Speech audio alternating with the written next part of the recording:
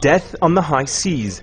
Under cover of darkness, Israeli special forces descending upon the Mavi Marmara as it made its way through international waters, heading towards Gaza.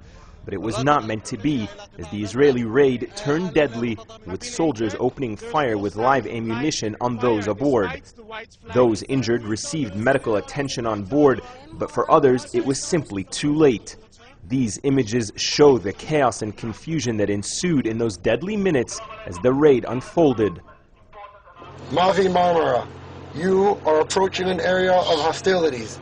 Israeli forces had warned the cargo vessel not to proceed towards Gaza or it risked being intercepted. The military said its forces opened fire in self-defense and had been attacked once they boarded the ship to commandeer it away to Israel. But an Al Jazeera producer aboard the ship saw the activists raise a white flag and described those first few minutes. The organizers on board the Mavi Marmara, after 2 people have been confirmed killed by the Israeli army, have now asked all the passengers to go inside. They've raised the white flag. This after Israeli commandos descended upon the ship in international water. Contact with anyone on board has not been restored since those critical minutes when the raid began. Since then, Israel claims it was acting in self-defense.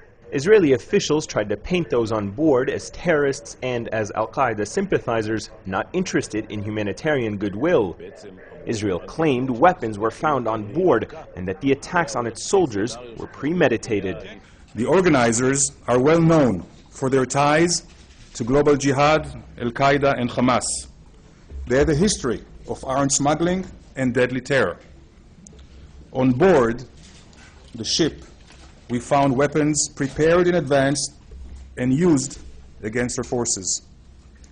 The organizers' intent was violent, their method was violent, and the results were unfortunately violent. But those statements go against preparations made by the flotilla's organizers and the images captured by international journalists who for weeks had monitored and inspected the crew and cargo on board before setting sail from European ports. This is outrageous. We were in international waters. Somewhere along the line, the world has got to stop Israel. It's becoming a pit bull.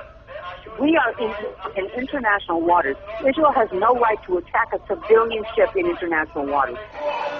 In Gaza, condemnation was swift and severe from the deposed government demanding the international community act and punishing the Israeli breach of international maritime law.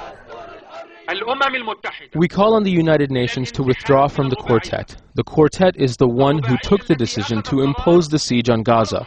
The United Nations is responsible for the protection and safety of the Palestinian people. No contact has been made with the detained members of the flotilla, which include international activists, prominent political leaders, and foreign journalists.